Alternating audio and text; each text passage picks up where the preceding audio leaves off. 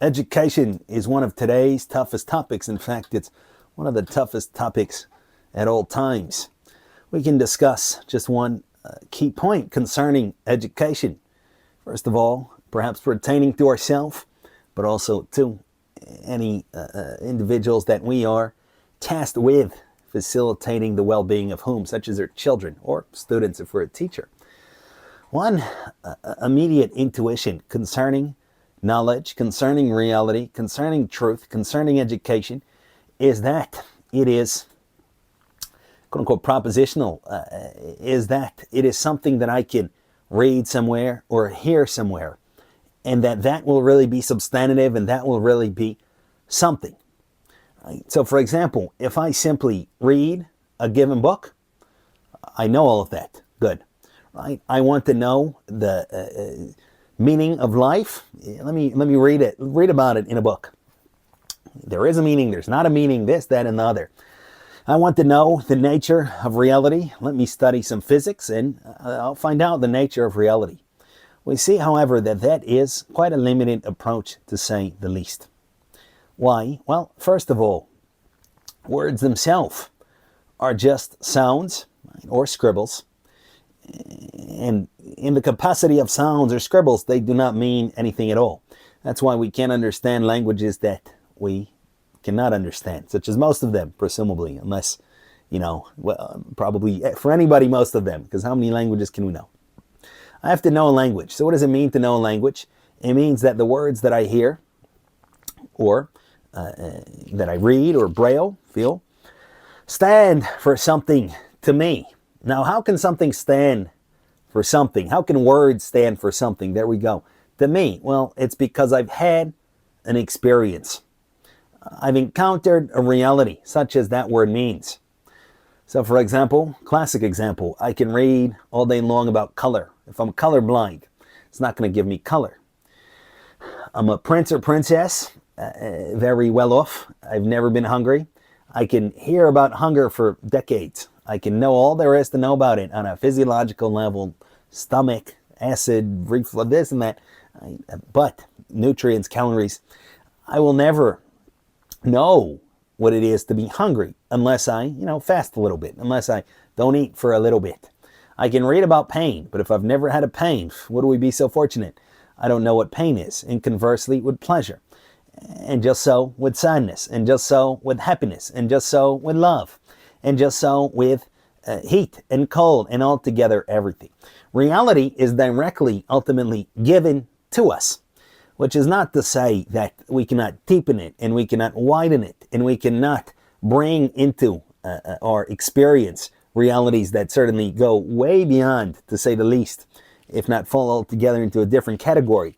Simple things like what we can see and touch. That's what we're going to hopefully get to.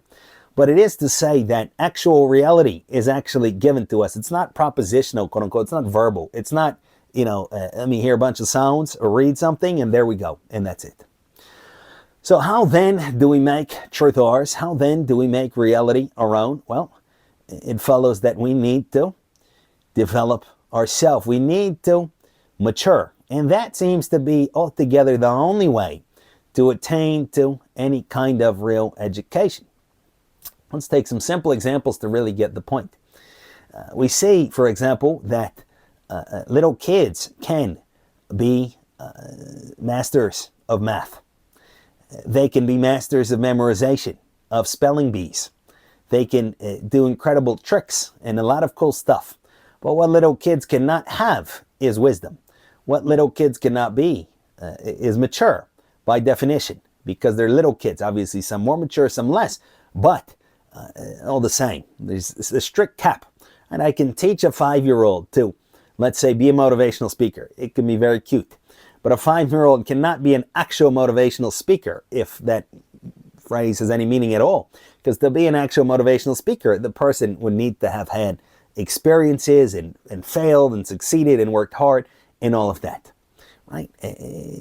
Who would we turn to for a pep talk concerning toughness in sports?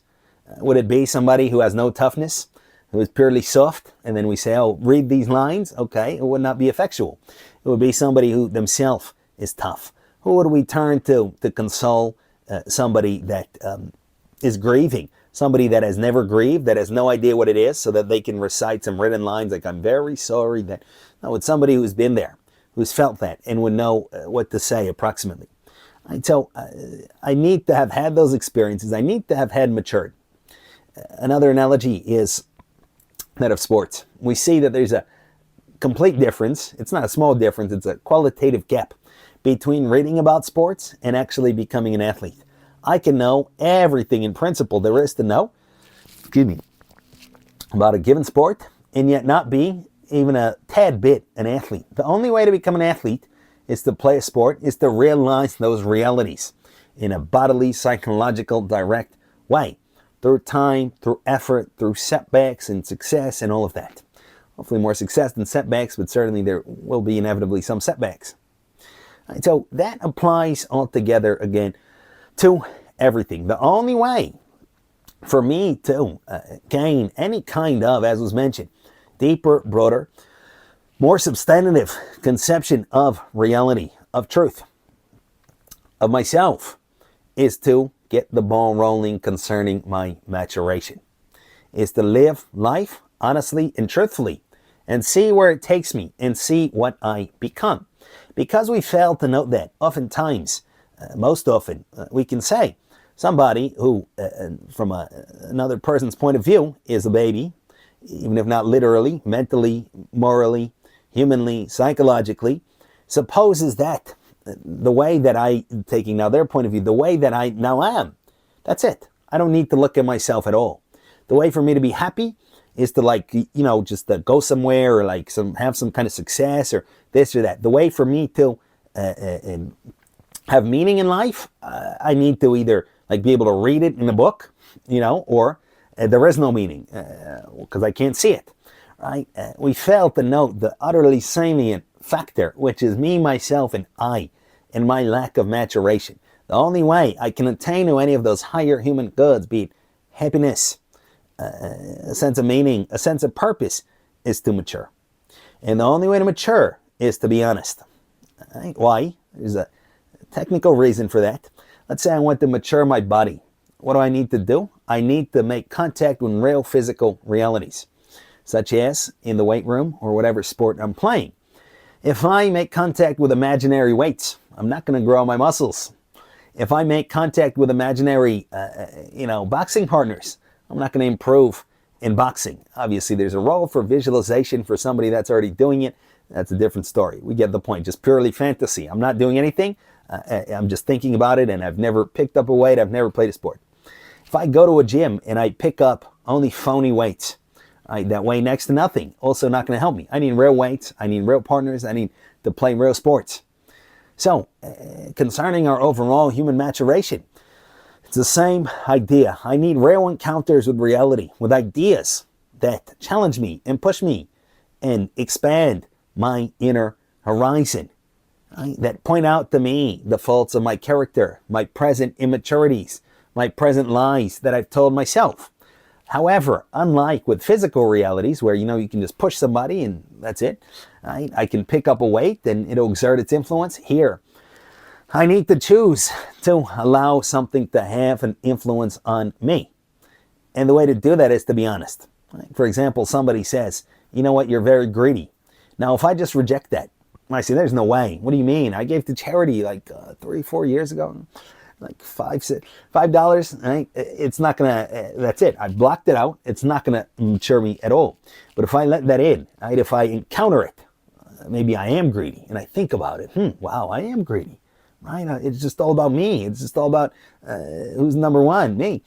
Right? Then that can be the opening for growth. Okay, now I'm going to serve others. I'm going to do things a different way. Okay, now I'm maturing. Now I'm getting the ball rolling. You get the idea. Something happens in life. Maybe I thought I would attain to ultimate happiness. When I've achieved the success, I didn't. Honest thing is to ask myself, well, okay, so what is happiness? Maybe my conceptions are off. Let me turn to human wisdom. Let me ask somebody this or that. If I'm dishonest, I'm just going to wave it off. I'm going to deny it and say, no, I'm perfectly happy. Or maybe it's because of, a little bit more. It will make me happy. I'm not going to honestly encounter it, and it's not going to allow me to mature. So if I'm dishonest, I'll never mature. I have to be honest. I have to allow life to shape me up, right? To actually give me those jabs and crosses, to actually strengthen me up. And then I will mature, and then I will attain to real education. Then I will really grow, and then I will really be who I can be, both as a member of the human species at large and as a particular individual. And that's a good deal. Thank you for listening.